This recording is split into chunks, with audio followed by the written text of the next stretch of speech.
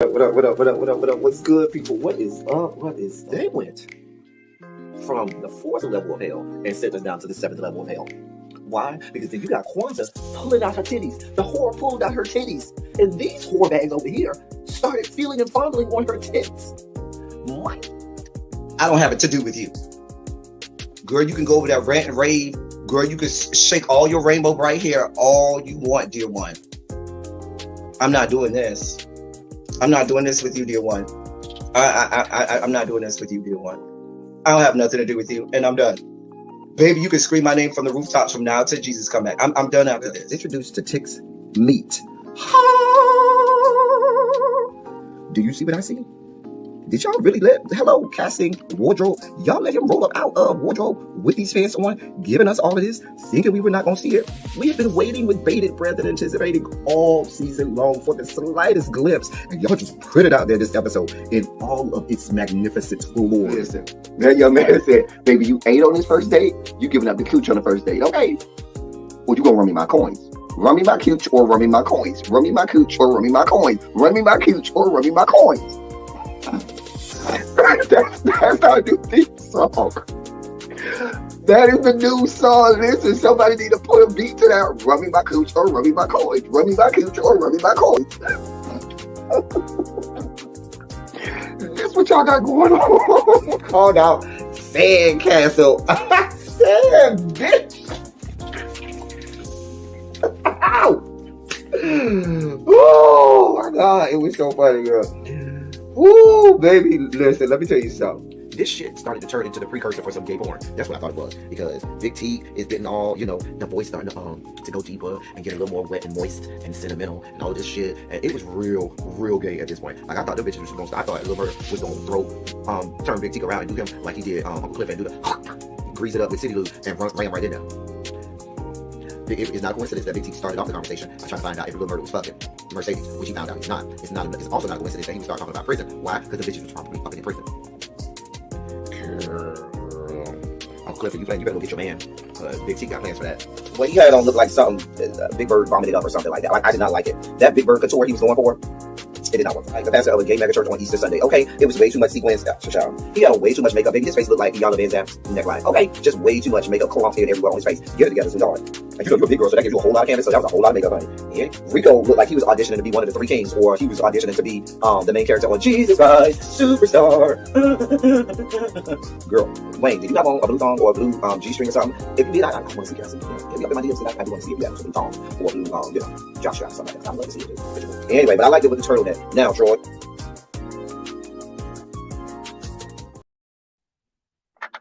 What's up, people? I'm coming. Give me just a second. Let me get my life in order. Yeah. It's a lot going on today. And we need to be ready. Let me get my Gatorade. Let me make sure my camera is ready. I wasn't going to do a politics of it all today. I was going to do a run your mouth, but the politics of it all today is just, it's a lot going on. The dossier just started filling up really quickly with politics stuff. So I said, listen, I can't play around. I got to do this for the people. I got to be the voice of the people. Got to talk. What's going on, people? What is up? What is up? Hey, everybody. How y'all doing? What is up? Hey. Oh, I look bloated today. Jesus. Anyway, but we're here. We're here. We're going to talk about some stuff.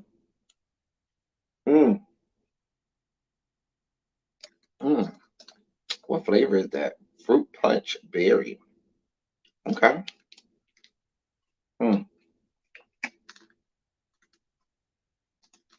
Listen, y'all. My suggestion is, if you know somebody, please share this out, because, like I said, there's a lot of stuff to unpack here today. A lot of things that I want to talk about that's sliding under the cloak of darkness, under the, the dark of night.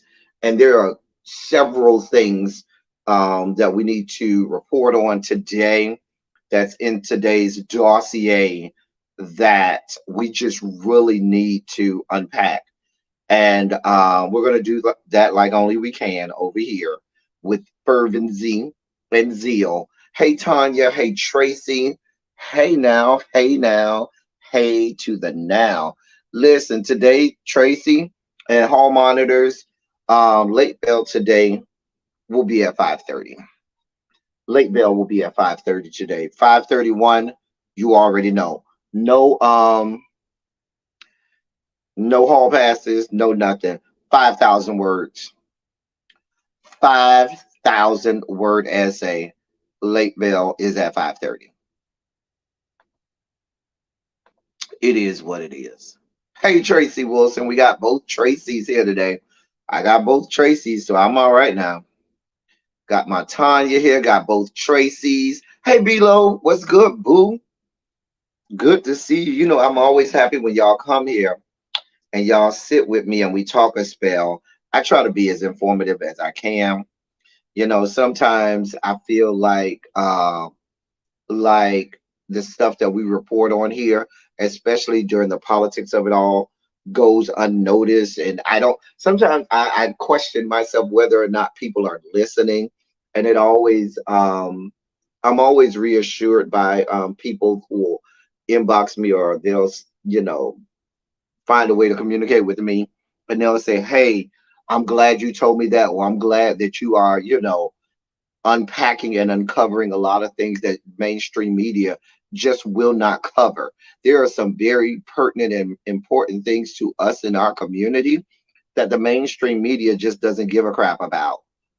And so we're always going to be the voice. Even if the voice is only being heard by a few, those few can be multiplied into many when we do our due diligence and we go out and we speak these things and we talk about and discuss these things and so forth. So yeah, so we're here. Take another swig. Make sure I lubricate.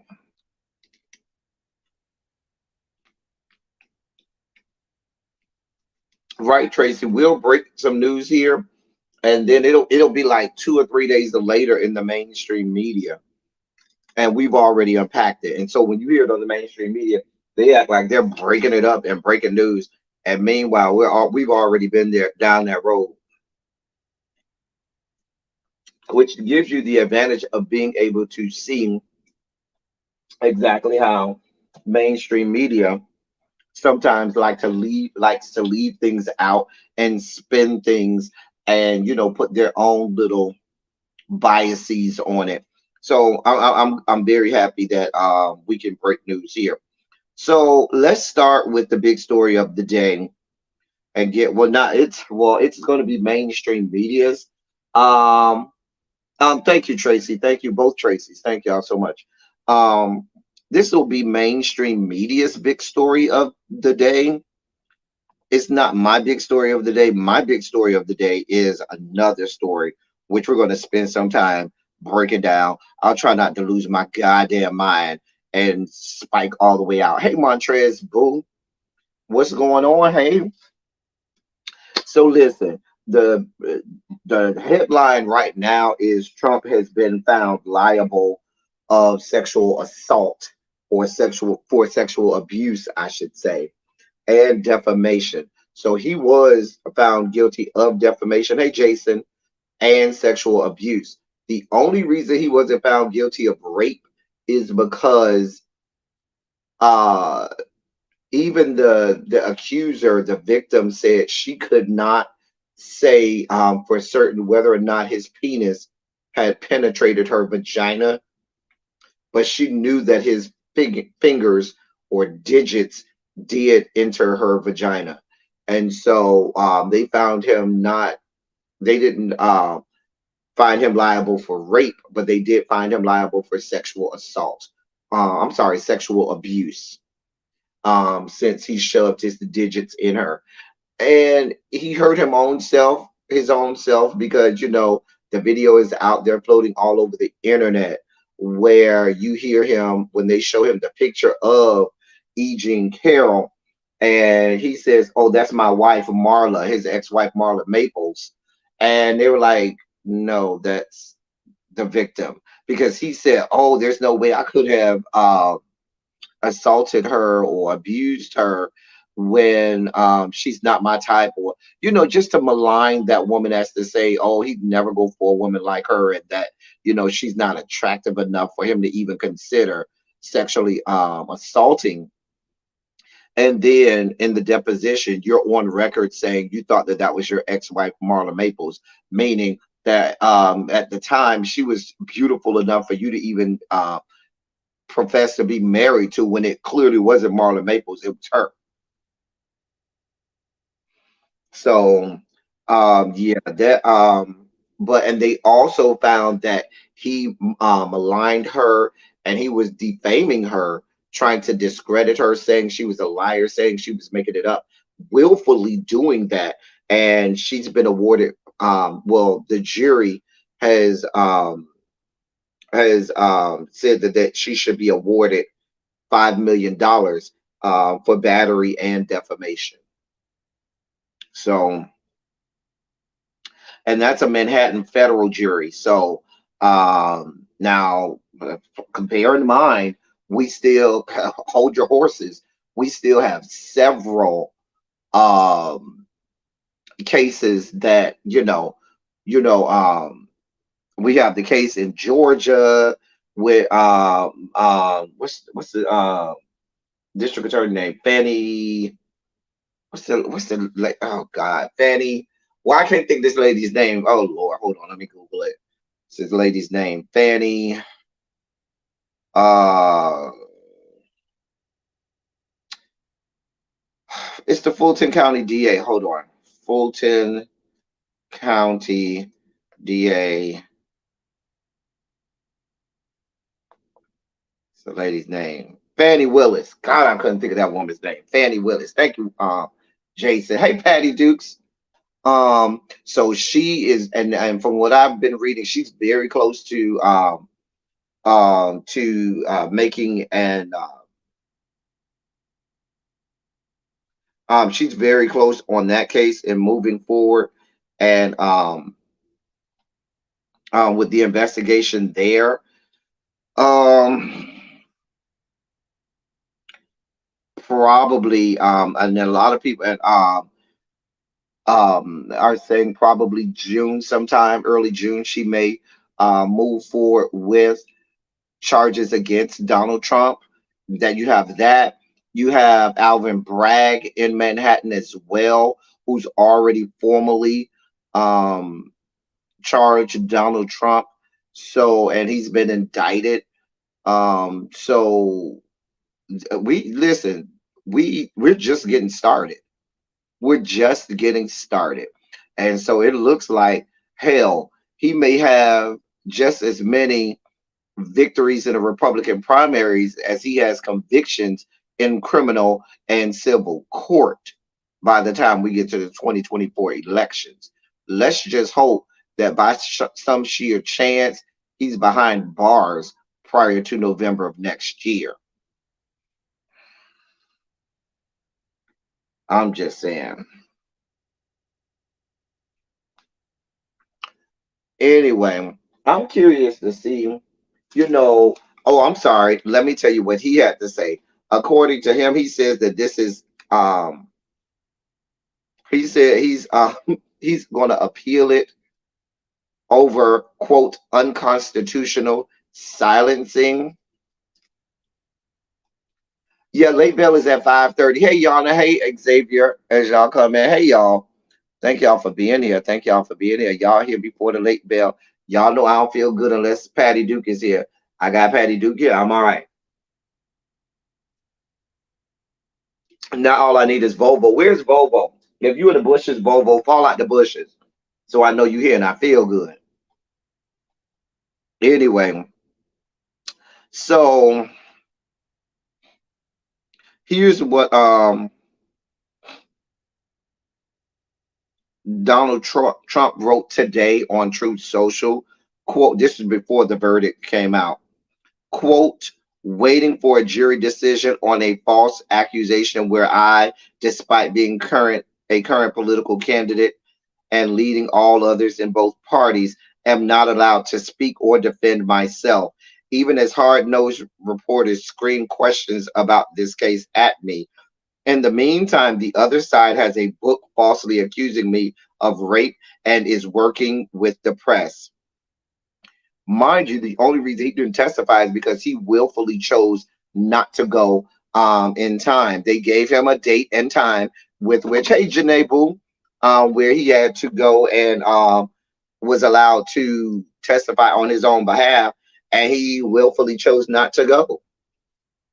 If you recall, when he was up and down the eastern seaboard and western shore doing rallies and everything in between, reporters and even he went out of the country at one point, and reporters said, oh, don't you think it's pertinent for you to be in New York at the civil trial that you are facing right now? And he said, no, I'm in the right place. I'm where I need to be right now. Just a mess. And now he's saying it's unconstitutional silencing. The way that these people entertain his level brand of fuck shit and buffoonery is beyond my level of comprehension. Um, yeah, just a mess, a complete and utter mess. Um, he then went on to say that that the verdict is a disgrace. He said and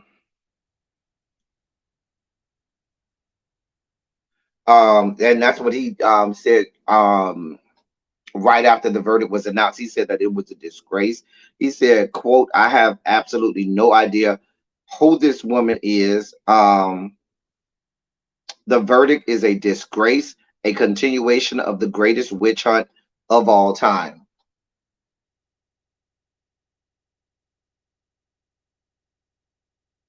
Really? Now he said he has no idea who the woman is. A mess. Mind you, just a couple minutes ago, we just said the man admitted in court that he said, oh, there's no way I would have assaulted this woman because she's not my type. Then they show you a picture of the woman and you confused the woman. You thought the woman was your wife. So this whole thing is just a mess, a clear and utter mess. Now, here's the scary part for him. See, this was a civil case. This wasn't criminal. This was civil.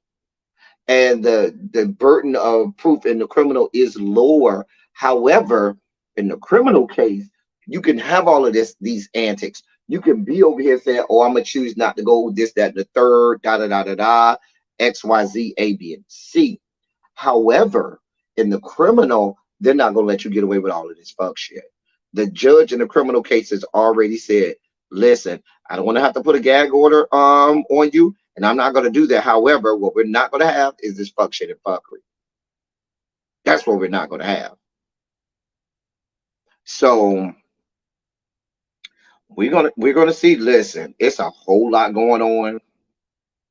You got Alvin Bragg is over there with 34 counts waiting for you down there to the southern in southern Manhattan. Okay.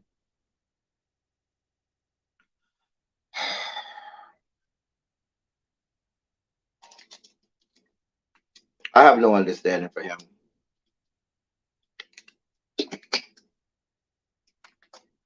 I'm just waiting for a criminal lawsuit to come and for him to be found guilty and be convicted on criminal charges. That's what we're waiting for. The civil charges, pay that woman her money, get that woman her $5 million, keep it moving. You assaulted that woman, and it is what it is. Listen, the man is a liar, which is why, and I'm sure his lawyers advised him, don't go. Do not go and testify, because I'm sure he would perjure himself on the stand.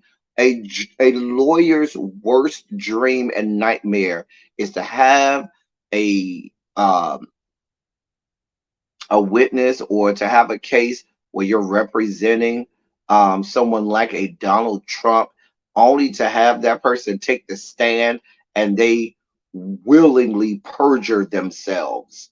Because Donald Trump will go up there and lie his ass off. The prosecution would then get up and say, bruh, here's the evidence right here. Here's your signature. Here's your name. Here's where you tweeted out such and such. Because he lies about things that have clear receipts showing differently. And so he feels like in a civil case, he could get away with this kind of fuck shit. Whereas in a criminal case, they're not here for it.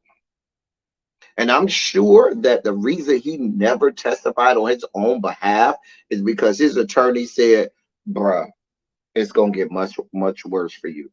Nah, and you cannot make me believe that he's gonna go and testify on his own behalf in the criminal case. I just do not see a situation where Donald Trump would take the stand and testify in criminal court proceedings. I just do not see it.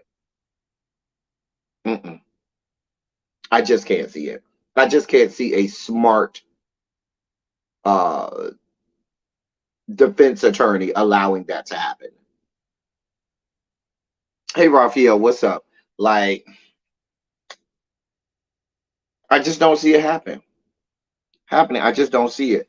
But be that as it may, he's been convicted. Not convicted. He's well, the jury has found him liable. We'll say like that. So we're still it's several other cases out there, and we'll be waiting to hear how that plays out.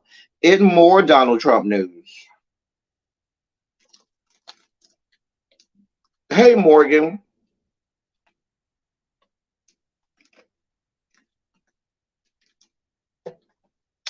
I really don't think he has a hairpiece anymore, Morgan. I think he has hair plugs.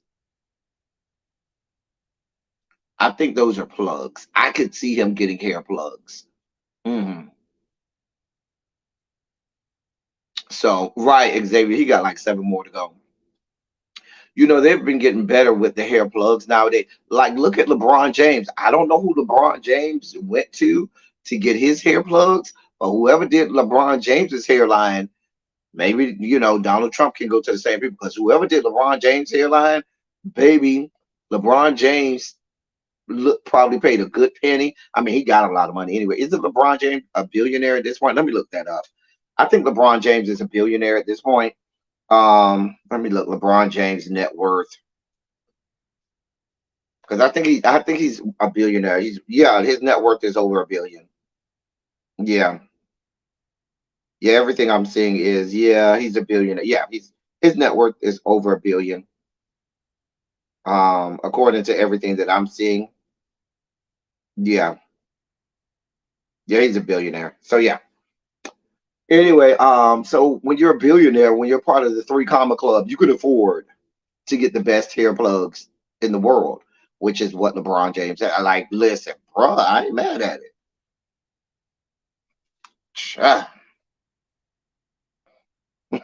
Hair plug. No, the hair plugs, you get the right hair plugs. You could go outside on a windy day. Diamond Pearl Gym. At least LeBron can now. I don't know what the hell Donald Trump got going on. We could only hope he would testify. It would be like manna from heaven, Patty Duke. Listen, do you understand the memes that will come out of Donald Trump on the witness stand?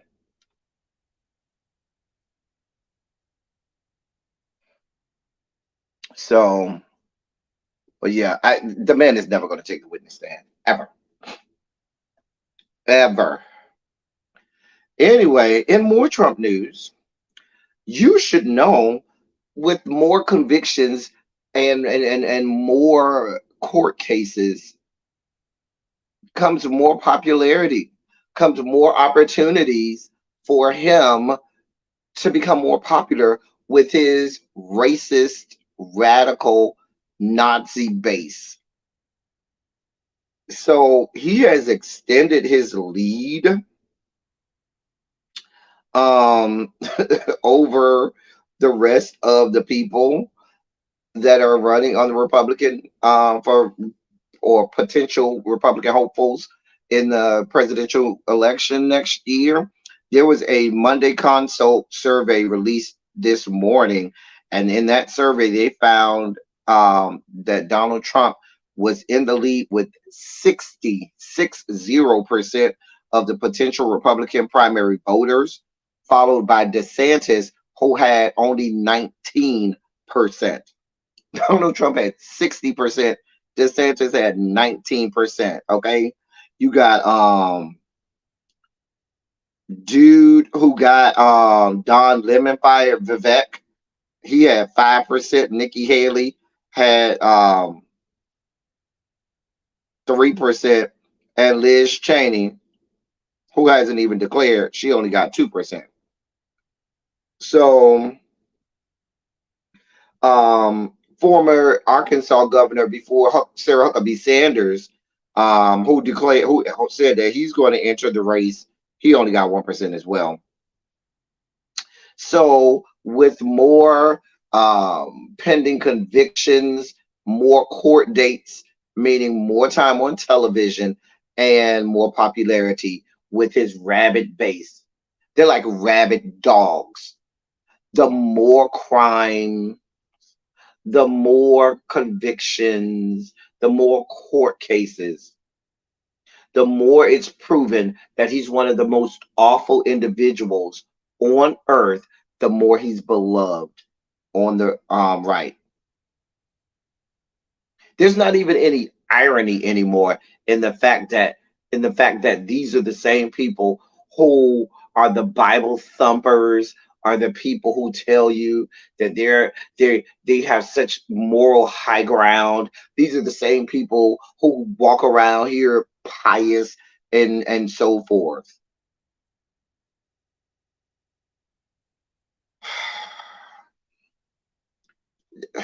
Just this is what we have going on. There's a Trump revival at a church in your area, Janae Child. Just a mess. A whole ass mess. A whole ass mess. A mess. Exactly. The Dems don't have a viable candidate at all. Because while Donald Trump's popularity is going up, the more he's proven to be a heinous criminal, Joseph Robinette Biden is plummeting in approval ratings. Plummeting. Like the freaking bottom has fell out in terms of his approval rating. In just a few shakes, he'll be down in the 20s or in the teens in terms of approval rating.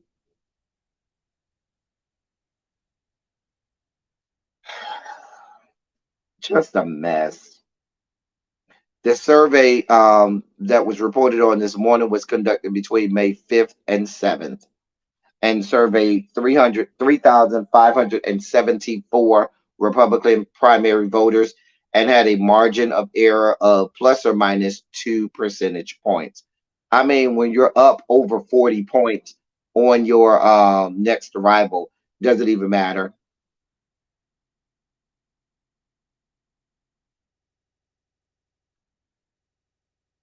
Xavier, I've been saying this, I've been screaming this since the 2020 election, screaming this for anybody to hear. Don't worry, Xavier.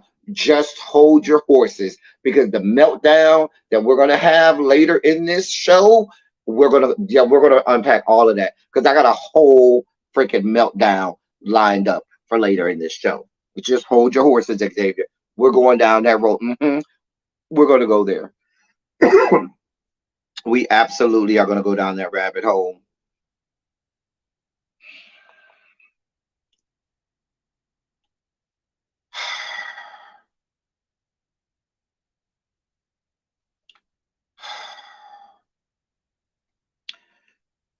Now, not Xavier, Jason, You brought up Title 42, right? I got even worse news in terms of immigration. See, everybody's talking about Title 42 expiring, not knowing that the Biden administration and their level brand of fuck shit is doing even more. Let me read this to you. Title 8 in the immigration spotlight ahead of Title 42's expiration. Title 42, a pandemic era policy used to block asylum seekers at the border, expires Thursday, returning migrant processing to the system used under the Title 8 that allows for expedited removals. Here's what to know about the end of Title 42 and the refocus on Title 8. Title 8 is the section of the U.S. Code that lays out processing rules, including allowing for expedited deportations of migrants. Both Titles 42 and 8 of authority allow quick processing, either summary expulsion under Title 42 or an expedited removal under Title 8, with the difference being that expedited removals create a paper trail and require screening from asylum claims. The Biden administration officials say the stiffer penalties of Title 8 removals, which carry a 5-year 5-year ban on entering the United States, paired with better avenues to seek legal pathways to enter the U.S., will relieve pressure at the border. Quote, once the Title 42 order is no longer in place, DHS will process individuals encountered at the border without proper travel documents using its long-standing Title 8 authorities, which provide for meaningful consequences, including barring individuals who are removed from re-entry for 5 years, end quote, said DHS Secretary Alejandro Mayorkas. Hey, what's going on here? What's going on, Ravine? Baby, y'all got in right in under the wire. Late bell is ringing as we speak. I'm gonna have to get a bell. We're gonna have to get a bell video for our late bell. Late bell is at 5:30. The late bell is ringing right now as we speak.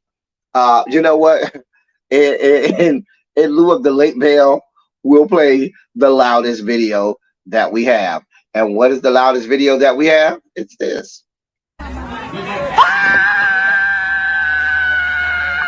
Holy Ghost will tell you, don't wait at the church. You can win it. Come on, mama. Jesus. I wish somebody help me. One more time for the late bell. The late bell, people, the late bell. Holy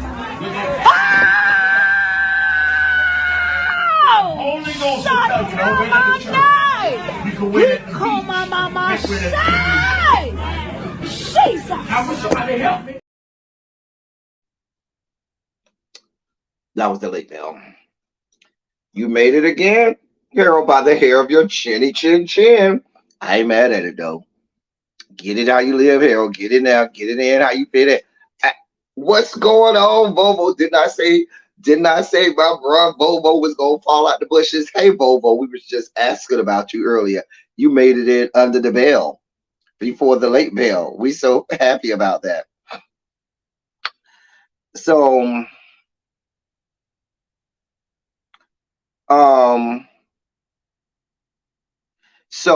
here's where there's more teeth in the Title 8.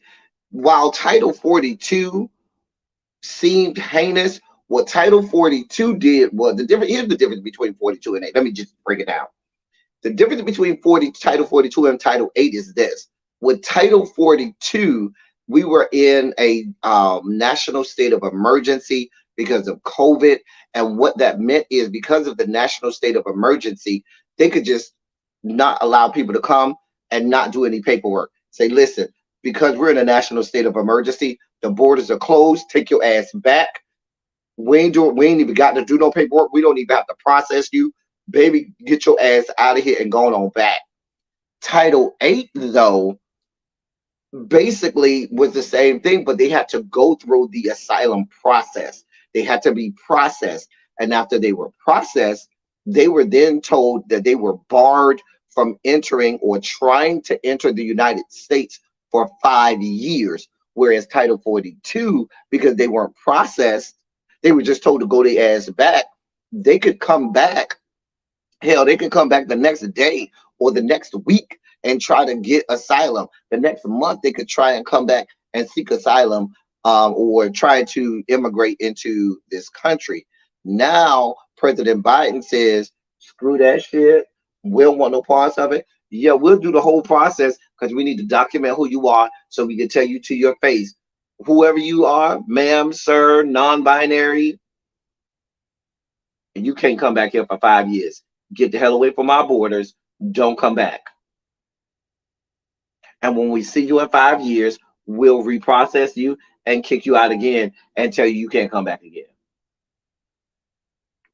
This is what we got going on. This is what we have going on. And yet you have your president thinking that this is good policy in which to try to be reelected on. This is just a smart thing to be. But this is what y'all got going on at the border. I told y'all, President Biden's immigration policies are way worse than Donald Trump's immigration policies could ever be. The shit that they got going on down at the border under the Biden administration dwarfs all of the heinous things that your former president, sun-kissed man, was doing. That's a whole nother story. But that's y'all boy. If y'all notice, I am going through these stories really quickly because the big story is coming up. And I'm going to have to lose my mind for a little bit. And it's going to take me some time to unpack the big story. So I am speeding through these stories, getting them all out. Because when we get to the piece de resistance, I'm going to lose my goddamn mind. Now, mind you, here's the other sad truth about this situation. And we talked about this, I believe, yesterday or last week. All you hear when we talk about migrants is there's the focus on Mexicans and people from South America. We're not going to even begin to tell you the atrocities that happen to anybody that look like this. You remember what happened to the Haitians? Remember, this country literally spent millions upon millions of dollars to make sure that they didn't even allow those Haitians to stay at the border. They flew them on airplanes back to Haiti. Wasn't even here for it. None of it. Immigrants that come from Caribbean nations where they are like this and not this, sit back. No, they ain't even allowed to sit and chill on the border or sit and chill and be. None of it. That's a whole nother story. In other international news, you have one of the worst foreign cases of a foreign war going on, and this country having a blind eye. You got Israel over there willfully committing war crimes. Willfully committing war crimes. But your president's focus is on Putin and Ukraine, and they're sending tens of billions of dollars to Ukraine to help them because of Putin, but Benjamin Netanyahu and his band of merry fucks over there in Israel, or around there committing war crimes, killing women and children all over the Gaza Strip, all over Palestine, with reckless abandon, and don't give a shit and don't care. Literally, they have people from Israel that will go over there and walk up to people and just blow them off the earth and act as if that's the right thing to do. This is happening. Xavier, you're absolutely right. You're absolutely right. Like, I'm being nice by calling it war crimes, but this is an atrocity. And Benjamin Netanyahu has the freaking backing of this country.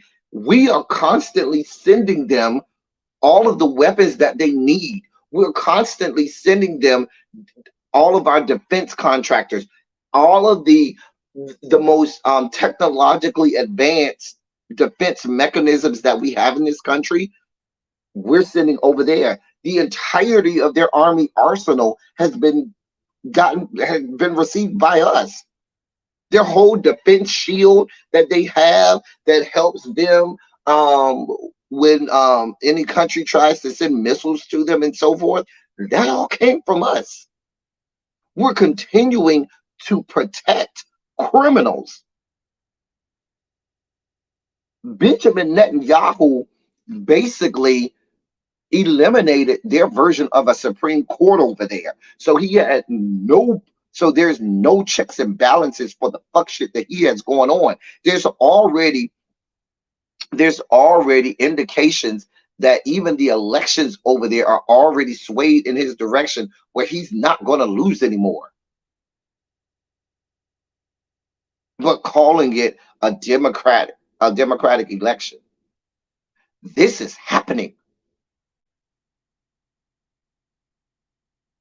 We're not going to even discuss the fact that since America, you have to play global policeman and police everywhere around the world, except when it involves Mother Africa. Now, if it involves Mother Africa, then, conveniently they do this. Oh, what's happening? Something's happening over in Africa? No, we didn't hear that. No, nothing about that because they have no words, nothing to say, no smoke for what's going on over there in Sudan. No support being sent over there. There is just as many women and children dying, need support, need aid and assistance in Sudan, if not more. You have every day hundreds of thousands of people doing everything in their power to flee that country because they are dying and need help and relief. But they look like this and not like this. Because if they look like this and lived in Ukraine, people would be making beautiful songs and all of the celebrities would be like, oh my God, the atrocity in Ukraine. There are people dying. White people are dying. There are heinous war crimes. Oh my God, help Ukraine. We want to send them tens of billions of dollars. And in the next breath, you got the same thing happening in Palestine. You don't send them a dime, you let them die. You got the same thing happening in Sudan. You don't send them a dime, you let them buy. You don't send them a dime, you let them die. Mind you, the same country willing to send tens, at this point, it's hundreds of billions of dollars over to Ukraine, has people starving in its own borders that look like me and you, and y'all don't want to give them a dime either in your own country. Matter of fact, you double down and cut their government support that you give them with SNAP programs and WIC programs. But white people dying across the world over in Ukraine, and just because you don't see it for Vladimir Putin, and I ain't saying Vladimir Putin is good, but you don't see it for him, you're going to send these people tens of billions of dollars to be the conduits to fight a war that you really want to fight on your own, but you don't want to get your hands dirty. Let's just call it what it is. The United States wants all parts of smoke with Vladimir Putin and wants all parts of waging a war, but they don't want to be held responsible for starting World War III. However, if they can use Ukraine, where you need money to fight them, go ahead, you go, Ukraine, get all you want. Because we care so much about white people getting killed over in Ukraine. The atrocities.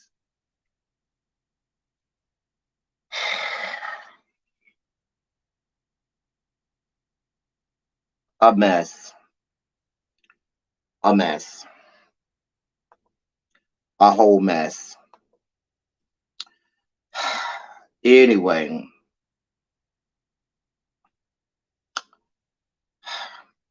Yeah.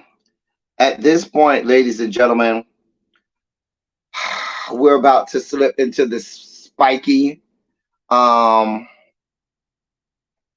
we're about to slip into the spiky segment of our show, ladies and gentlemen, non-binary, gender-conforming members of our audience. It is now time for your sugar spike moment.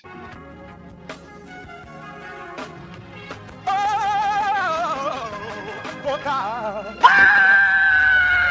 You see, this is the part that I like. Major sugar spike. So loved the world. I want to fight. That he gave his only begotten son. Major sugar spike. And shall ever believe Major sugar spike. they shall not perish, but have everlasting life. Taste the biscuit. I wish somebody help me. Hey, Mr. Pisces, I'm not saying support the people at war with each other. I'm saying support for the citizens that are being caught in the crossfires. I'm saying support for the civilians that are dying and that have become the victims of the infighting over there. I'm not saying support either side, but what I am saying is they could be sending money to aid and support these people that are just trying to live their lives and are dying at the hands of the fact that we have a whole ass civil war going on over there. That's what I'm saying. Anyway, where do I begin? Well, let's start with, I mean, yesterday we talked about one cog in the holy trinity of racism, bigotry, and discrimination. So let's hit another cog in the holy trinity of racism, discrimination, and bigotry. That being, that being Florida.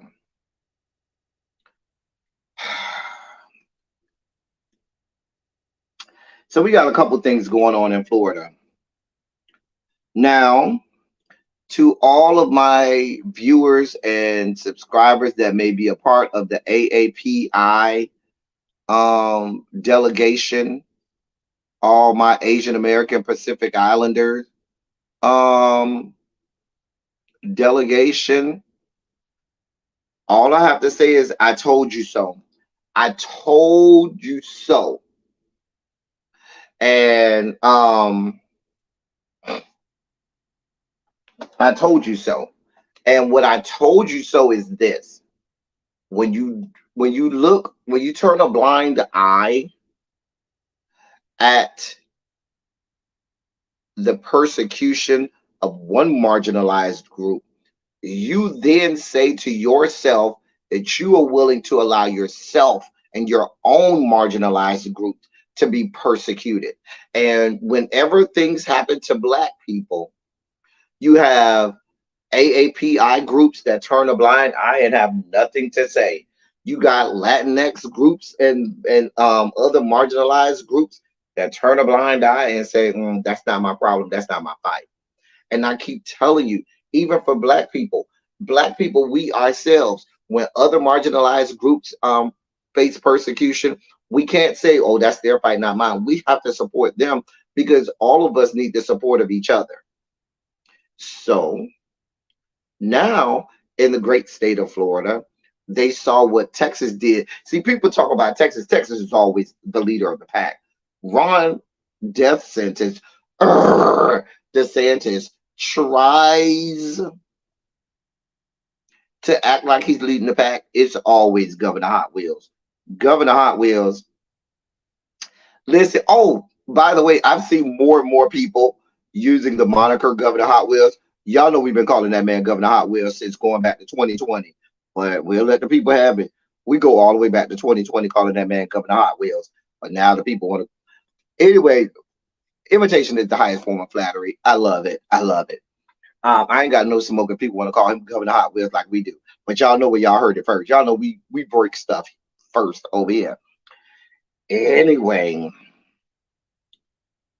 governor death sentence um has now signed a bill. I didn't say the bill passed. I say he just signed a bill into law banning Chinese American citizens, not people from across the globe, actual Chinese citizens from buying land in in the state of Florida.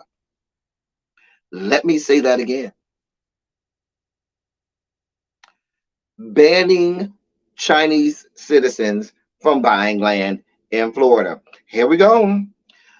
Florida Governor Ron DeSantis on Monday signed a bill into law to greatly restrict the ability of many foreign nationals to buy land in the state of Florida and to prohibit most Chinese citizens from purchasing any land there whatsoever. Exactly, Jason. Exactly. An exception is made for Chinese citizens with non-tourist visas, though they will still see their property rights curtailed. They will be limited to single parcels that are smaller than 2 acres and at least 5 miles from military bases. The contentious measure, Senate Bill 246, also targets citizens of Cuba, Iran, North Korea, Russia, Syria, and Venezuela. Under the law, people or entities hailing from those 6 countries, including businesses, will be prohibited from acquiring agricultural land in Florida and barred from buying any property within 10 miles of military bases and infrastructure like seaports, airports, power plants, and water treatment facilities. State House Minority Leader Fentrice Driscoll, Democrat, opposed the legislation, warning that it appeared to be, quote, veering into the area of national origin discrimination, end quote. More than 100 people signed up to testify against the bill at a hearing covered by the Tallahassee Democrat newspaper, many of them Chinese Americans who lived in Florida as permanent lawful residents. Quote, we have nothing to do with the government, said Icho King, a woman from China who works in Orlando. Quote, we are here for the freedom, the democracy that China doesn't have, end quote. And see, that's the thing. This is, remember, Texas did this like a month or two ago. But the problem is with this heinous law is you have a lot of people that are trying to escape the totalitarian and dictatorial rule of the Chinese government and just want to have the freedom to freaking do a Google search. In China, you can't even do certain Google searches over there. And like the lady said, we're not here from the government. We're just here for some freedom and democracy that we can't find over there in China. And we are here as permanent, legal, and lawful residents. And now you tell us that we can't be involved in the same capitalism that y'all love and protect so much? We can't buy land. We can't buy property. Like, really? A mess. Let me keep reading. DeSantis described the law as a strike at the Chinese Communist Party, which he cast as, quote, the United States' greatest geopolitical threat, end quote. He went on to say they have established a position of economic might, of industrial hegemony, and their military is far stronger today than it was 20 or 25 years ago. They have a leader who's very ideological and is intent on expanding CCP influence, not just in their region, but even around the globe, end quote. Oh, you have a problem, America, when another country tries to emulate and do everything you're doing? Because everything that you're accusing them of doing is everything that America is currently doing.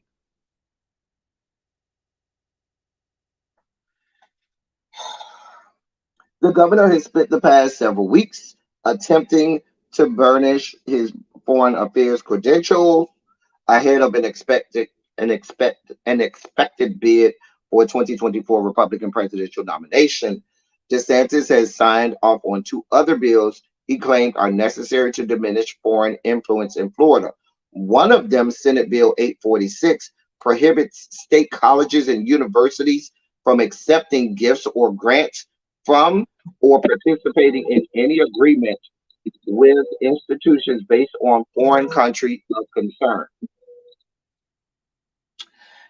And then there's Senate Bill 258, which directs a state agency to create a list of foreign owned apps like TikTok from China so they can be banned from any government and educational institution. All of these laws are set to go into effect on July 31st. These aren't laws that are proposed. These are laws that have already went through legislature and been signed by the governor.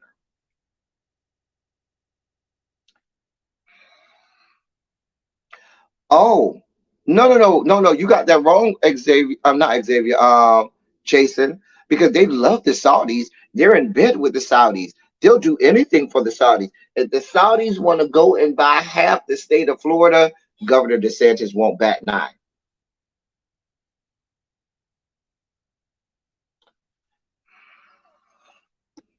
A mess. A mess.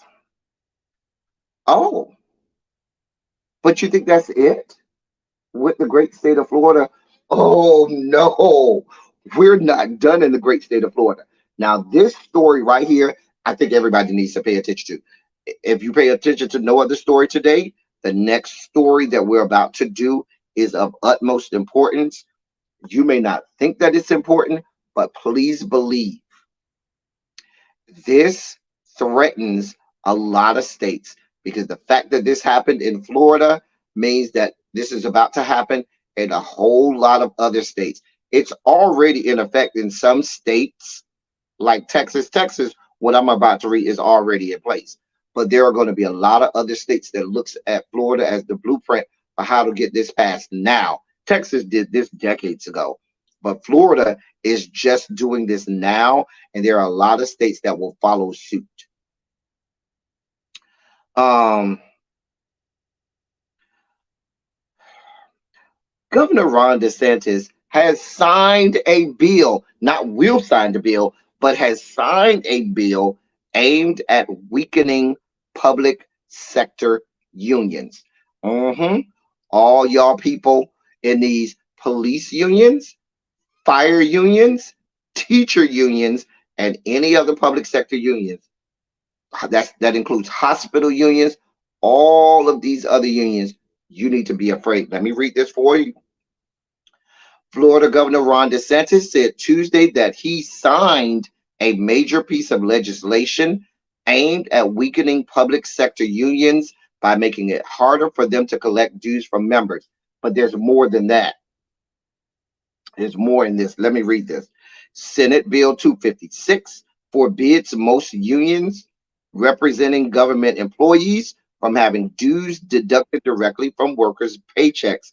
It also requires that affected unions maintain at least, at least 60% membership in their bargaining units, or else they could face decertification and lose their contracts.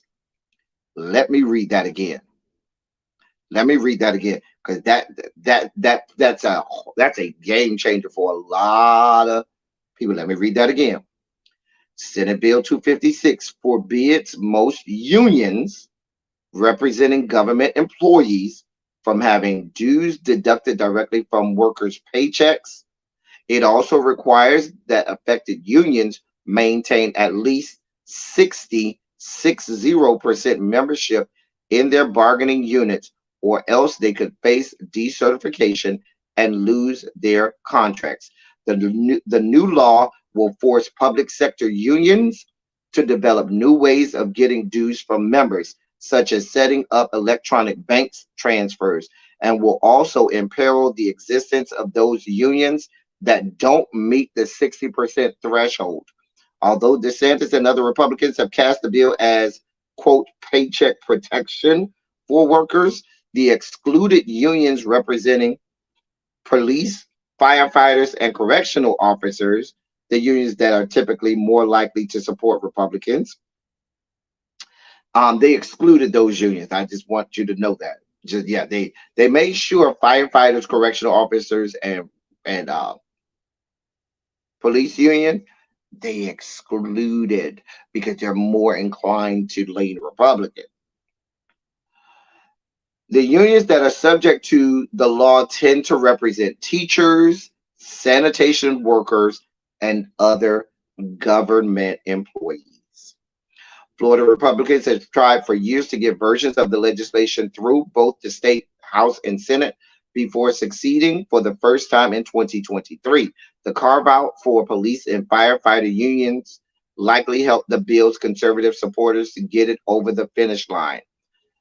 Florida unions have blasted the legislation as a naked power grab meant to limit workers' bargaining power and hurt the governor's political enemies ahead of his expected 2024 presidential campaign.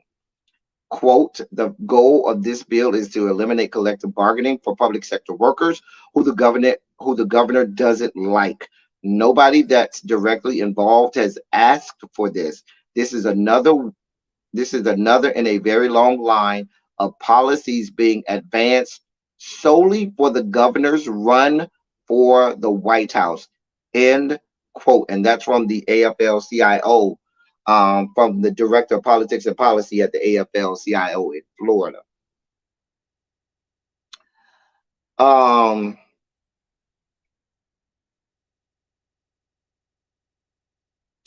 Listen. Here's what this means. This is a direct attack on teachers' unions in Florida. Direct attack. And what this means is teachers' unions, sanitation unions, there are government employees, unions around the state of Florida as well. What this means is this. Now, in a lot of these, let me map it out for you. I'll use the teachers union for example. Even if you say I don't want to be a part of the teachers union is the one who bargains for all of the amenities that you get. They do collective bargaining with the school district for rules that they put in place. If somebody gets brought up on an investigation, they can't immediately fire that person because they have to be represented by the union and they have to have due process. They collective bargain for things like insurance premiums and things like that. They do collective bargaining for raises. They do collective bargaining for all of the things that control what it is that you do on your job. Breaks, things like having a break, things like them not giving you undue working hours and things like that. Now, what happens is in some cases they immediately deduct it from your union fee from your paycheck so that it can pay for all of the administrative fees that go to that. Now what they're saying is, nope, you can't do that. You have to take it out of that. You have to get them to willfully sign up to have it taken out of their bank account. The problem with that is this. They know full well there's a good possibility they won't meet the 60% threshold. And people left to their own devices are not going to willingly give money to the union. They want all of the union benefits, but if left to themselves and they have to willfully give money to the teachers union, then they're probably not going to do it. The other part about that is a lot of people do it out of their paycheck because it's not subject to all of the taxes. There's a different tax code that's attached to it when it's taken out of your paycheck as opposed to it being a bank transfer. So now when people stop saying, no, I'm not going to let you take it out of my bank account, screw you. Now that means that they'll go below the 60% needed. And once they go below the 60%, then the governor has just said, y'all ain't got no more union. Your union is decertified in the state of Florida. And now you have no union at all representing these people, which then allows that agency or that employer to do whatever the hell they want. There's nobody bargaining on your behalf. There's nobody fighting for the rights of the workers. Now you have situations where these people are subject to whatever that employer decides they want to make you subject to. Oh no, Morgan, Florida is a right to work state, so they don't even have the right to, they can't strike. Oh yeah, teachers can't strike in Florida. They're a right to work state. It's illegal for them to strike. Yeah, they put, and in most places they put that in place years ago, where it's illegal for teachers and certain government employees to strike. So it's illegal for you to strike, but at the same time, you're going to try to decertify my union and the people who are fighting for my rights. So there's nobody fighting for the rights of these people, nobody fighting for the rights of the employees. But yet you cry over and over and over about shortages in these areas, yet you don't make it, you know, you don't make it appealing to have people go over there. This is what we have going on. And please be clear, you're going to start to see more and more of this around the country. You and not just in red states. You'll start to see this in blue states as well, because there are blue state governors that want no parts of unions, none at all. This is happening, people. They don't want this. We are turning Florida and Texas specifically have basically created their own authoritarian countries. Texas and Florida have become their own authoritarian and dictatorial country. And I say that because these governors have put things in place where they can't lose elections, have put things in place where there are no checks and balances for them, have put things in place where there's no oversight of anything that they do. The state of Florida just signed into law that allows for Governor DeSantis to run for president without having to resign from his position as state governor. That had been a long-standing law in Florida. They did it for Trick Scott when he ran for the Senate and allowed him to run for governor. But it was a one and done measure where it was just for that specific case. Governor DeSantis said, screw that, we're going to make it a permanent law where now permanently, no matter who you are in the state of Florida, you don't have to resign your position in order to run for a national position. And that's the things that I'm talking about, putting things in place so you have no checks and balances. Florida, we talked a couple of years ago about how Florida had a Democratic leaning Supreme Court of Florida. Governor DeSantis moved all of the Democratic justices off of that Supreme Court and put all far right leaning justices on the Supreme Court. So now there's no checks and balances for him on the Florida Supreme Court. So anything that he puts through is going to go. He's also checked the state legislature, where, mind you, he has a supermajority, but he's checked them even in cases where this supermajority Republican-led state legislature has said that he's gone too far. He's basically browbeat them into submission and said, fuck you, bitch, when I say you better put this in motion and make it as racist and discriminatory and bigoted as possible, you better do it. Because there's been instances where the Florida legislature, which is staunchly Republican with the supermajority, said, hey, bruh, you going a little too far. And he pushed back at them and said, fuck you, I said put the shit in, and you better put the shit in. And they acquiesced to his demands. That's what I mean. There's no checks and balances. We have a whole authoritarian, totalitarian, dictatorial country going on in Texas with Governor Hot Wheels and in Florida with Governor Death Sentence. And what they're setting up is the blueprint for a lot of these states. Alabama's aligning themselves the same way. Mississippi's aligning themselves the same way. And Governor Kemp, he's slow about it, but slowly but surely, he's aligning himself the same way. We already know Sarah Huckabee Sanders is here for the fuck shit. She's here for all of it. This is happening. So now look for teachers unions, sanitation unions, government employees unions all over the state to be, because the original authors of the bill, like I said in the article, wanted all unions, be it police unions, firefighters unions, every union to be subject to this. But they knew that they didn't have the backing for that, so that's why it would never pass. But once they carved out police, firefighter, and corrections officers, then it got over. Then that's how it got in. This spells trouble for unions all over the country, all over the country. Mm-hmm. Mm-hmm.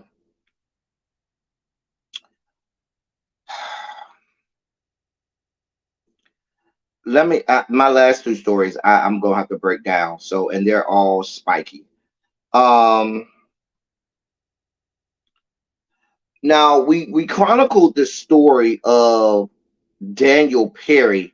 That's the white man who went and shot another white man in Austin, Texas, because he said because there was a white man in Texas protesting because of the George Floyd. He was a part of the Black Lives Matter protest in 2020. He was a white man. He was supporting the cause, supporting the movement. He was, but Texas is a open carry state. And he had his, assault rifle. This is Texas, y'all. Let me carry it, so I'm carrying it. So a racist white man went and shot him to death. Now he has been convicted of murder and is now facing a sentence of life imprisonment. Y'all, governor of the great state of Texas, Governor Hot Wheels, said, "Fuck you and your conviction, because as soon as y'all give him a conviction, I'm going to pardon him." Now let me tell you what recently has come out now. Prosecutors sought Tuesday to portray as racist a U.S. Army sergeant who fatally shot an armed man during a Black Lives Matter protest in Texas, saying he was hostile toward social justice causes and looking for trouble before the encounter. So they're in the process of sentencing, and so they have witnesses that are coming up, and the prosecution is making a case for him to get life in prison. And so this article goes through all of the things that he had posted on social media and all of the history that he had of having a problem with all of these people.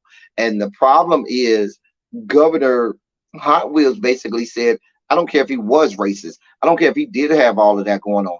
And I don't care if he did murder somebody, a white man, mind you, in cold blood for no reason other than the fact that he was protesting Black Lives Matter.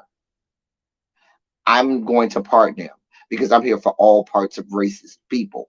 Whether those racist people kill black people or white people fighting for the cause of black people, if you're a white person fighting for the cause of black people, that's just as bad as you being black. So I can kill you and blow you off the earth because you're protecting black people or fighting for black people.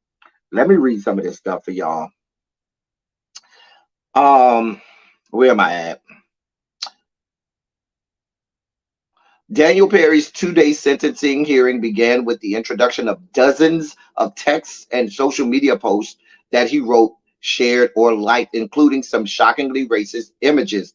The texts and posts had been excluded from his trial, but were publicly released after his conviction and introduced as evidence at sentencing by District Judge Clifford Brown. And that's the part that's insane. When they had the murder trial, the prosecution wanted to enter into evidence all of his history of social media posts and all of the things that he had did and written and shared and liked and so forth that prove that he was this racist, horrible person. And the judge said, absolutely not. I'm not going to let you enter any of that in the evidence at all, even though it's pertinent to the case, which I thought was a travesty of justice. Thank God he still was convicted by the jury.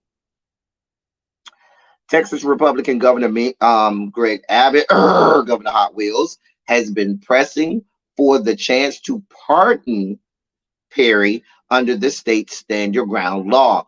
Perry was convicted of murder in April and faces up to life in prison.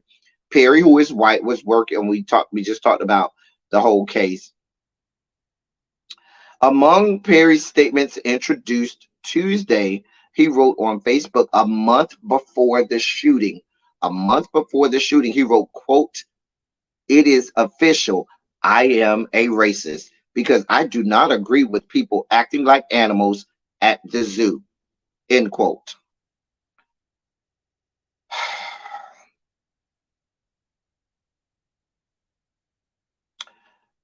He also wrote on Facebook, quote, "I might go to Dallas and shoot looters," end quote.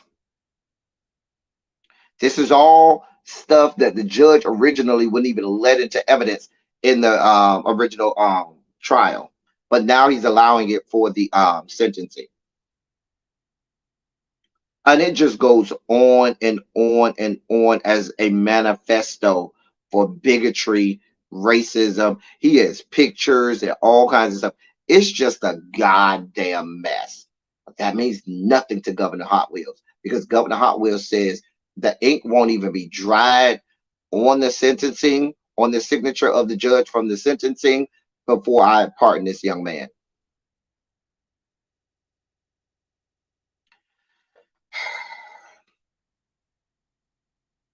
I got to move on because I got to get to my feature stories today. I got to move on, but this is what y'all got going on. I was supposed to mention this in Florida. Really be, and me may break this down in the Teacher Project 2.0. If really be, if you're in the bushes, remind me to send this to you, because we may need to break this down in Teacher Project 2.0. In Florida, the social studies and social sciences department has gone through textbook adoption, and they finally started to approve textbooks after they had disapproved of 80+% of the textbooks that have been considered for adoption have been not approved, because the governor said that he wanted them to change the language in there. He wanted them to take out anything referencing George Floyd.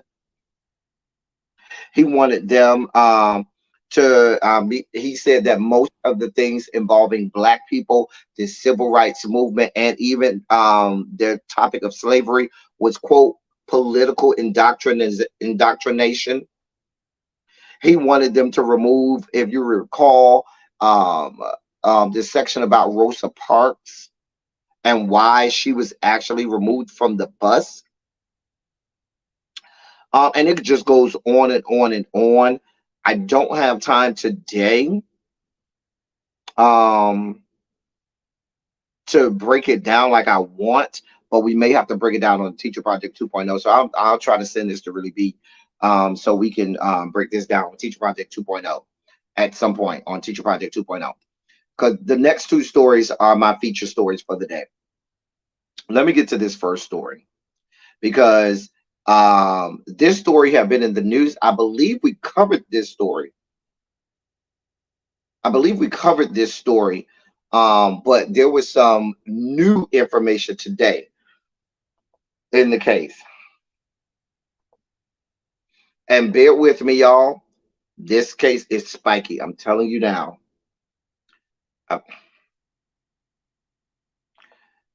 Trigger warning. It's spiky. It is sugar spiky. It is absolutely all right. This is according to the AP. Now, this is in the case of Mississippi man by the name of Michael Jenkins. And in the case of Michael Jenkins, he and his friend, where's the friend? Let me find it. Let me read the article and then we can break it down. Okay, because it is it's a lot. It's a lot. It's a lot. Let me read this for you. Mississippi sheriff's deputies already under investigation for possible civil rights violations after allegedly placing a gun in a black man's mouth and firing it are now being accused of attempting to assault him and a second black man with a sex toy during an interrogation. The Associated Press has learned. The allegations are contained in a letter to the Justice Department written by Michael Corey Jenkins' attorney, who provided the copy to the AP. In it, attorney Malik Shabazz urges federal prosecutors to file civil rights charges against the deputies and to open a broader investigation into what he called the unconstitutional customs and practices of the entire sheriff's office. Michael Jenkins has accused 6 deputies of bursting into a home where he was visiting a friend on January 24th, putting a gun in his mouth and firing after nearly 2 hours of torture. Let me read that again for you. Michael Jenkins, the victim, has accused 6 deputies of bursting into a home where he was visiting a friend on January 24th, putting a gun in his mouth and firing after nearly 2 hours of torture. Quote, this extreme case of police brutality warrants enforcement of the civil rights criminal laws on the books. Sheriff Brian Bailey and Rankin County are covering up the truth of what happened on January 24th, and all parties must be held accountable. Malik Shabazz said in a statement. That's his attorney. That's Michael Jenkins' attorney. In his Monday letter to Kristen Clark, Assistant Attorney General for Civil Rights at the Justice Department, Shabazz called for an inquiry into a pattern and practice of police misconduct and police brutality in Rankin County. Neither the sheriff's office nor an attorney representing the office responded to calls or an emailed list of questions about the allegations. In a statement, the Justice Department said the civil rights probe into Jenkins' case is ongoing and declined to comment further. An AP investigation published in March revealed that several Rankin County deputies had been involved in at least 4 violent encounters with black men since 2019 and left 2 dead and another with lasting injuries.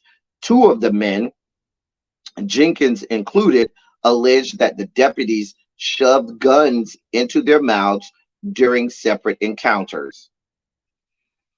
Jenkins and his friend Eddie Terrell Parker said that on the night of January 24th, 6 white Rankin County deputies suddenly came into the home where Parker was living and proceeded to handcuff them and beat them.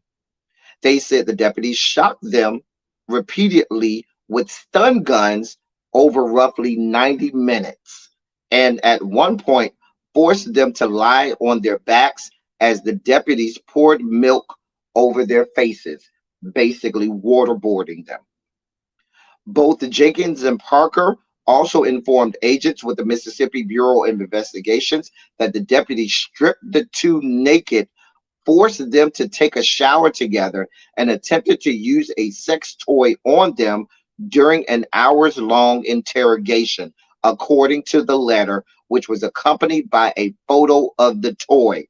Jenkins, who has trouble speaking and eating because of his injuries, said one of the deputies has not been named publicly, fired a gun into his mouth. Medical records he shared with the AP showed that he was treated for a lacerated tongue and a broken jaw. Parts of his tongue had to be removed. Deputies have said Jenkins was shot after he pointed a gun at them. The sheriff's office has not answered multiple inquiries from the AP about asking whether a weapon was found at the scene. Shabazz has said that his client didn't have a gun at all. The AP previously posted body camera and dash cam footage from the night of Jenkins's raid. Jason Dare, an attorney for the sheriff's department, said there was no record of either. Mississippi doesn't require police officers to wear body cameras.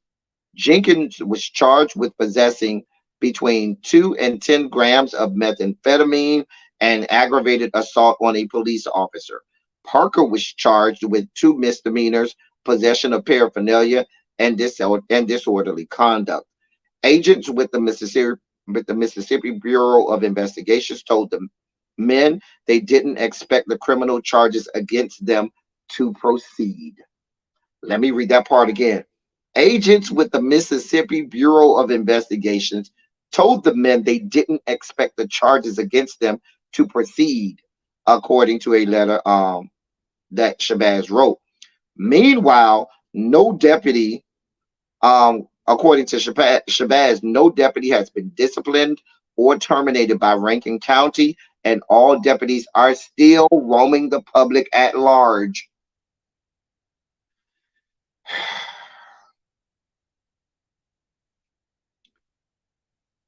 The Rankin County Sheriff's Office has not said whether any of the deputies were temporarily placed on leave following the incident. A spokesperson for the Mississippi Bureau of Investigations declined to comment, citing an open and ongoing investigation.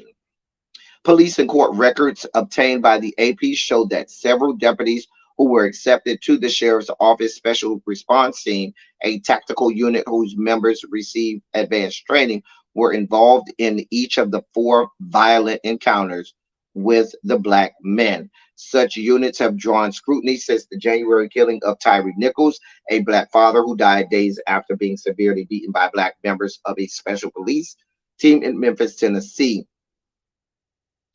And that's basically the whole thing. So what we had here, now what's being alleged in addition to this that's not in the article is the fact that the real reason that the police went to their to take these black men was because they were being accused of dating white women.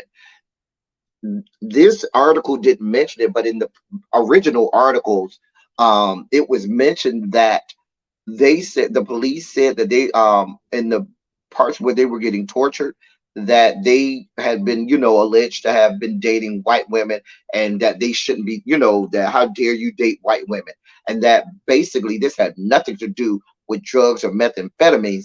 It had everything to do with the fact that these police were basically checking them for dating white women. And so now, because the police in their report said that they were armed and dangerous, and that they assaulted a police officer, and there's no evidence of any of that, which is why the Mississippi Bureau of Investigation said that they didn't believe that any of the charges would proceed. The problem is you have black men who were tortured for almost 2 hours. They were waterboarded.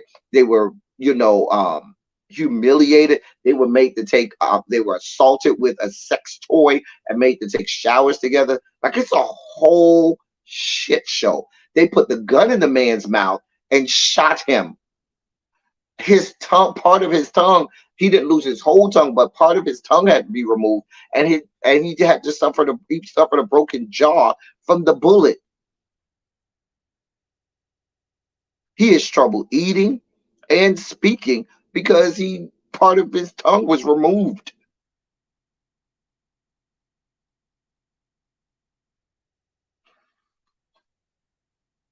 Now, the part about them being assaulted with the sex toys and being forced to shower together, that's the evidence that just came out today.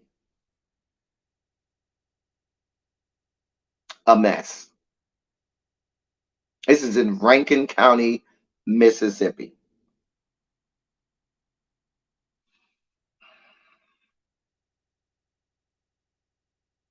This is a whole mess. A whole mess. A whole mess. But this is one of those, units, just like the one that killed Tyree Nichols. They have these types of units all over the country, and these cities across the country, especially, the only reason that they stopped it over in Memphis is because they got caught. Had those officers never got caught, they wouldn't have did away with those units. I think another reason they did away with the unit, in addition to the fact that they got caught, is the fact that maybe because they had a black police chief. But in these white small areas in cities in places like Mississippi, they're not getting rid of that shit at all. I'll keep you informed on this. I'll keep you informed on this. Our top story of the day involves y'all's boy, civil rights leader,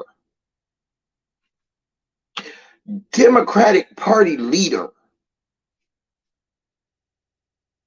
the man responsible for cementing Joe Biden's election in 2020.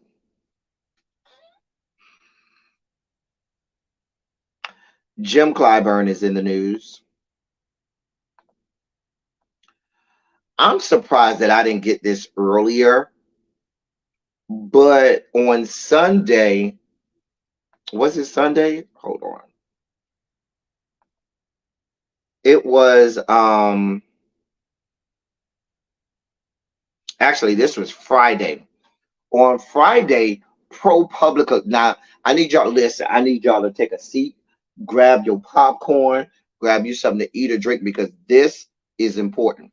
This story speaks to exactly the shit that I've been screaming on this platform for the last 3 years or so. The fact that not only are the Democrats not here for us, our own fucking people are not goddamn here for us. Let me read this shit show for you. So y'all's boy, famed civil rights leader, Jim Clyburn, he is in the news. So the title of this article says how Representative James Clyburn protected his district at a cost to Black Democrats. Let me read this to you. Let me read this to you. Black Democrat Republican James Clyburn, one of South Carolina's most powerful politicians, secretly worked with Republicans during the 2020 redistricting process to dilute the strength of the Black vote, making it harder for his party to gain seats in Congress. He did it to ensure he'd be able to comfortably continue winning his seat for as long as he wanted to.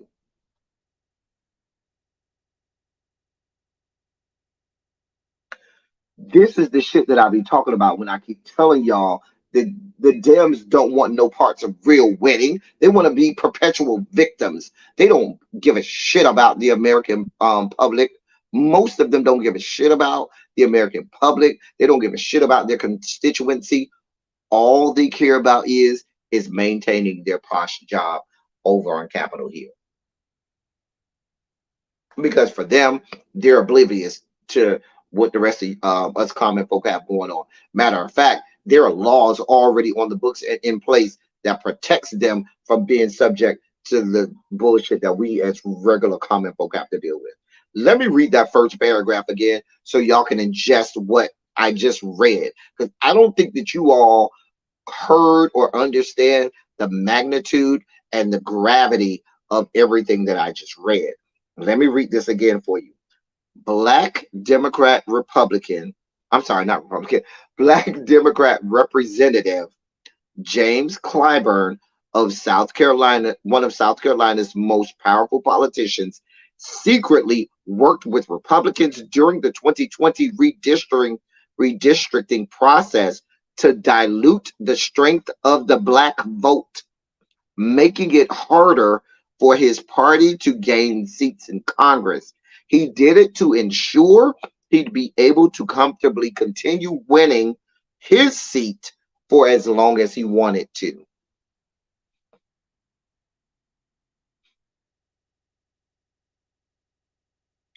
Let me that's the explosive charge at the heart of a ProPublica investigation.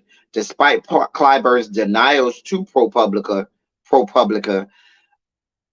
there's no reason to doubt that's what precisely happened. The nonprofit investigative journalism outfit documented the behind the scenes meetings with Clyburn's chief of staff and Republicans tasked with redrawing voting maps. The proof showed up in the 2022 midterms.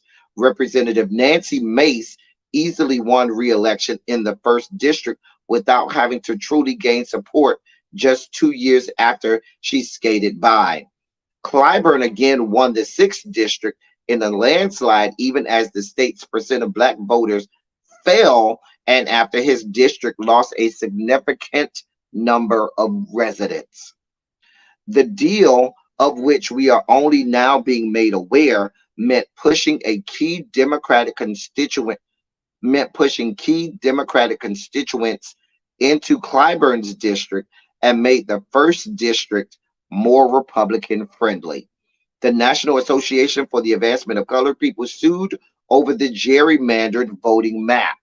The NAACP sued South Carolina over this same gerrymandered voting map.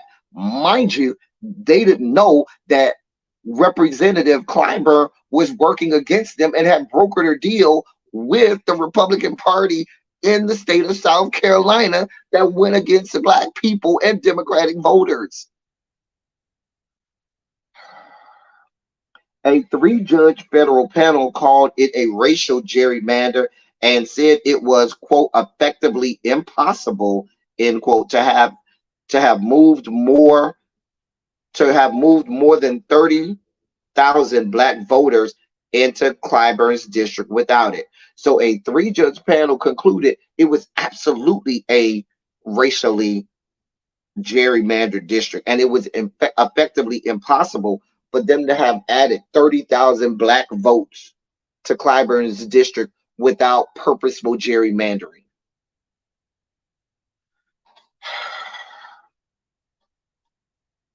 But the court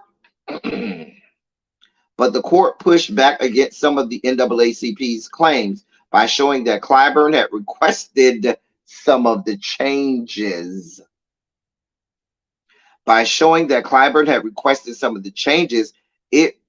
It's just one example of the ugly, often hidden layer of what we keep referring to as a democracy, a term that's often misapplied given the state of things.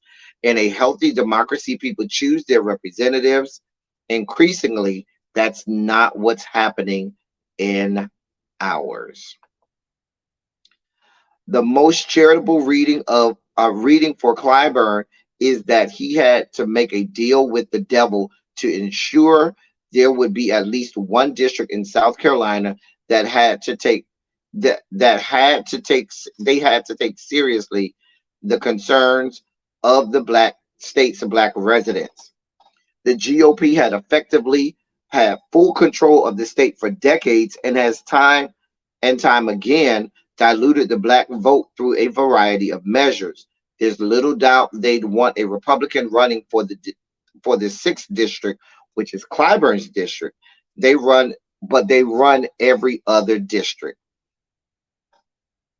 And it goes on and on and on. The problem is this. Here's what, let me break it down. Black voters in Clyburn's district had been, for lack of a better term, but more impoverished. A lot of his district was poor. As black people started to get become more educated, as black people started to become more well off and started to assimilate and started to move out of the poorer neighborhoods and move into better neighborhoods, more upper middle class neighborhoods, that was outside of Clyburn's district. And the problem that the Republicans had with that is having more black people in those wider districts meant that they would have a harder time winning in those districts. So what Clyburn said was, Well, I want to keep winning. So if you could gerrymander it so that all of those black people that have moved to the suburbs and moved to areas outside of the more urban areas, put all of them in my area, and then that'll ensure that you can keep your districts Republican. That'll ensure that I will easily be able to win elections as long as I want to. Because nobody's going to run against Jim Clyburn because he's the bastion of the civil rights era, because he's one of the leaders of the Democratic Party. This is the same fucking Jim Clyburn who I told you all went to Texas right after the Uvalde shootings to go and stomp for Henry Cuellar, the same Henry Cuellar that's pro guns, pro life, that wants no part of democratic principles except for the fact that he wants to put a D behind his name so he could garner votes in the San Antonio area. And Jessica Cisneros, who was a progressive, if you remember, lost that primary by 300 votes. And that happened because Jim Clyburn and his men of merry fucks and thugs down there to the Democratic Party don't want any parts of progressives. This is also this same Jim Clyburn that we learned back in 2021, when we had our girl India Walton, who had won the Democratic primary in the city of Buffalo, and Jim Clyburn and Nancy Pelosi, because they didn't want a progressive in that spot, went and had a write-in candidate. This is the same Jim Clyburn who went and found somebody off the streets to run against Nina Turner in Ohio. And when she was a shoo-in for that primary, Jim Clyburn went and stopped for some lady that they found off the side of the road, because they wanted no parts of a progressive being there. He tried to do the same thing with Summer Lee, and Summer Lee had such a mounted lead that there was nothing he could do.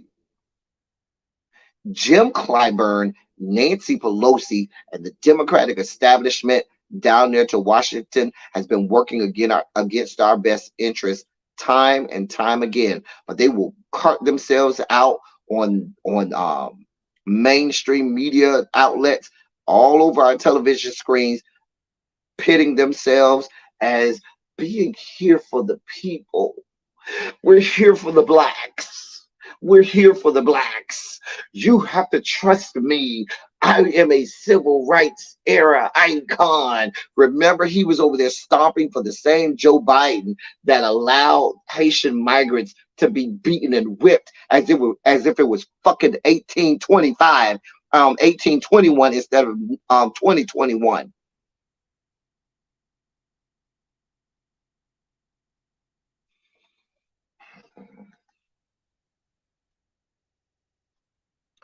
These people have been working against our best interests for a long time.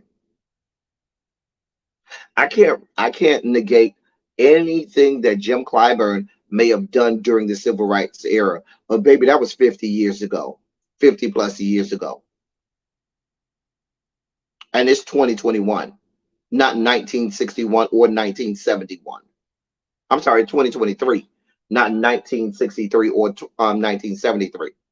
And your viewpoints have changed, your ideologies have changed, your way of thinking has changed, and I mean, your whole construct of government and governance has changed, so much so that you do things that work against your own constituency, that work against your own party, that work against your own people, just so you could win a seat. Jim Clyburn, you've been in Congress since God was a fucking child. Have you not had enough?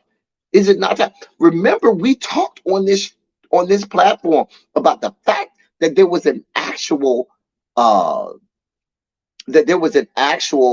black female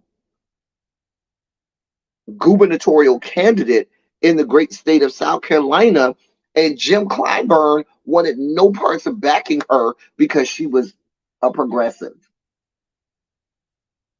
No parts of backing this black woman.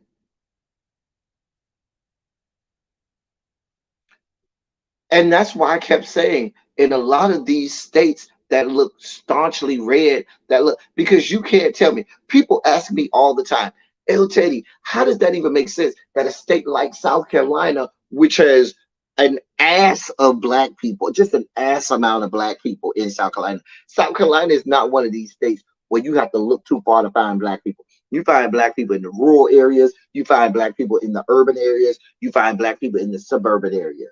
So how is it that states like South Carolina are continuing to be these staunchly red states that have these super majorities in their state legislatures that can't for any way seem to find a way to get from under the tyranny of the Republican Party? Why? Because we have Democrats in place that put things in place so that the Republicans stay in place. We have the Jim Clyburns of the world doing nefarious things covertly under the cloak of darkness to keep himself in place and leave everybody else out of there. And it's not just him. You got old ass Jim Clyburn, you got Nancy Pelosi, and all of their band of merry fucks around here. Now, here's the deal. Even if Jim Clyburn and Nancy Pelosi drop dead right now, they have set things up. I told y'all, and I love my frat brother to death. Love him to death. But I told y'all I would know how serious the Democratic Party was if they went and put Hakeem Jeffries in as the minority leader. And the fact that they put Hakeem Jeffries in as the minority leaders means we have more of the same. There's more of this going on. And they have the next wave of individuals that are going to keep up this same brand of fuck shit and fuckery. They've already aligned the next wave of leaders in the Democratic Party that are going to continue this same brand of fuckery, the same brand of fuck shit that continues to have them as the victim. Oh my God, we're the victim. Oh, the horrible Republican Party. Oh my God, we're such victims, where you have opportunities to win. And instead of doing that, what you decide to do is, I'm going to, I don't give a shit about the party. Damn the party. I'm thinking about myself. Damn the American people. I'm thinking about myself. Damn the constituency to which I am trying to get elected to serve. All I care is about myself. All I care about is myself. And then they try to wrap it. Oh, we were thinking about the American public and the future of the Democratic Party by gracefully bowing out of leadership, by gracefully allowing the younger generation to move forward. No, you weren't. You were doing fuck shit like this that basically was going to allow you to be in power until you basically drop dead. Hell, we got shit going on in the Senate with fucking Dianne Feinstein, who refused to get her ass out the goddamn way. She don't even know what fucking day of the week it is. And I just saw she went back to Washington today after a 3-month hiatus. Oh yeah, I'm coming back. Yeah, you need me here. No, the fuck we don't. You don't even know what fucking day of the week it is, Dianne Feinstein. But this is the same bullshit over and over and over. The same fuck shit. When they try to paint themselves as, oh, we're doing right by the American people. We're doing, no, you're not. You're doing right by yourselves. You don't care about the American public. They could give two shits that we have a Supreme Court over there that basically is gutting the rights of the people. That is taking all types of judicial precedents and Supreme Court precedents and basically using it as toilet paper. They give a shit about the fact that SCOTUS is a fucking shit show. that the Supreme Court is a fucking shit show. The House of Representatives is Ringling Brothers and Barnum and Bailey Circus, and fucking the Oval Office is fucking Shady Pines. So the Oval Office has been turned into Shady Pines. The fucking House of Representatives is Ringling Brothers and Barnum and Bailey Circus with a 3-ring fucking circus over there and fucking clowns. And SCOTUS is a whole fucking dumpster fire and shit show. They don't give a shit. All they care about is, did I get reelected? All they care about is, can I line my pocket with the money from special interest groups and, you know, major conglomerates to which I owe allegiance for the rest of my natural born life at the behest of the American public.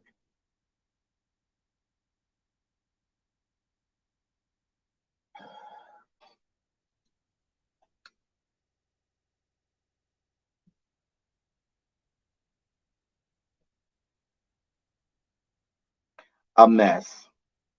It's all, I've been screaming to y'all that Jim Clyburn ain't shit for years now. And now it's all coming to light. And you know how it happens. This little bit that leaked out, please be clear. Let the floodgates open.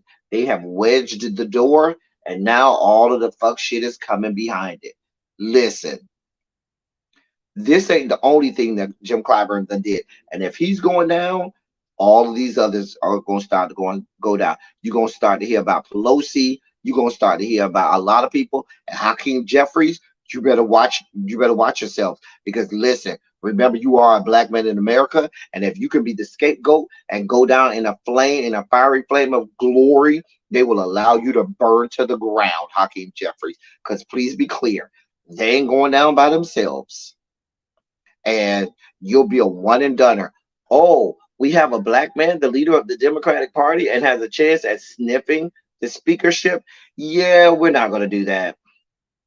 They'll burn the whole building down before they allow that to happen. They ain't going down by themselves. You heard it here first.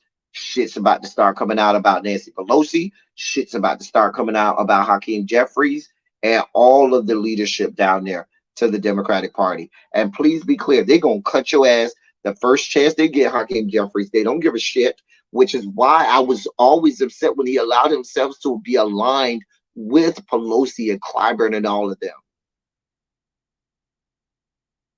Just a mess. Just a goddamn mess.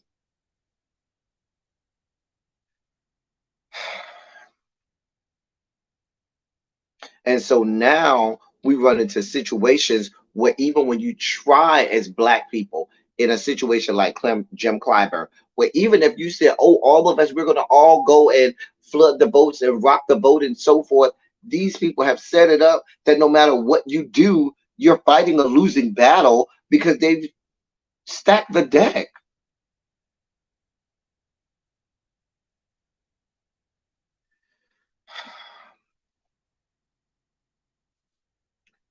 Listen, this is going to have to be a team and coalition. We're going to have a coalition of people. We need a whole team and coalition of people to make this happen. I keep telling y'all, White House be damned.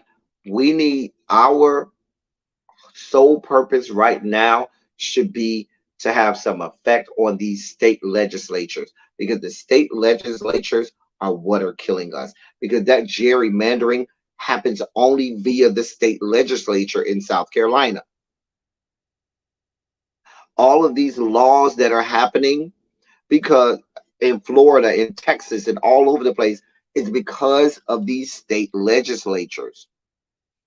And if we don't find a way to penetrate these state legislatures, we're going to find ourselves living in authoritarian, totalitarian, dictatorial countries like we have going on in Texas, like we have going on in Florida, and it's only going to get worse.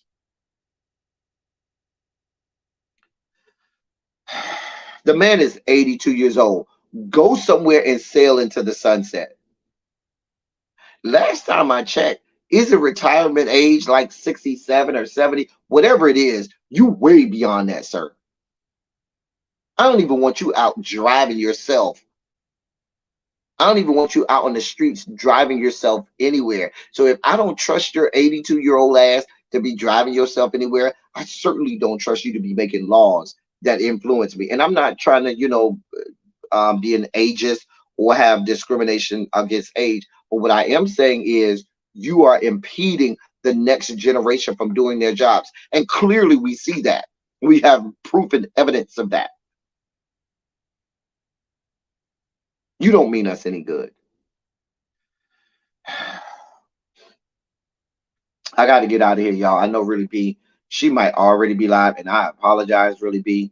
If when y'all go over there, tell Really B I apologize if I went long today, but I had to get that Jim Clyburn story out of there. I did not mean to overstep and go long like this, but I had to get that Jim Clyburn story out there because that's an important story. I also had to talk about the Michael Jenkins story because that was important, but the Jim Clyburn, that's to me that's more egregious than almost than 95% of the stuff that I've talked about on this channel. This Jim Clyburn story is as egregious as it gets. Listen, y'all, as I always say, I love on y'all. I love y'all. I love on y'all. Thank you all for being vocal, present, and active. Thank you for doing what you do. Thank you for any and all contributions that you make to the channel. They are much obliged and much appreciated. Listen, y'all, I y'all could have been a lot of places, but y'all decided to be here with me. If you enjoyed the content, please like, share, subscribe, all of that good stuff. If you want to make a contribution to the channel, you can do that here at the Cash App. Listen, we are here to be a voice for the people. We're here to let you know what's going on and to get it out there so that you can stay informed. Hey, KER Vixen, hey, boo. Feel like I ain't seen you in a while. But yeah, we're here to be a voice for the people to make sure that you stay informed. Always stay informed. We always want to be at the forefront of these things. Y'all put some shondos in the chat before we get out of here. Put some shondos in the chat before we get out of here. Listen, y'all. Listen, y'all. Let's stay informed. Let's stay empowered. Let's stay in front of this. Let's make sure, ladies and gentlemen, that we're doing right by ourselves and by the people. Y'all going on over there to Really Be Terror. I'm sorry for going long. And I'll do better. I'll do better.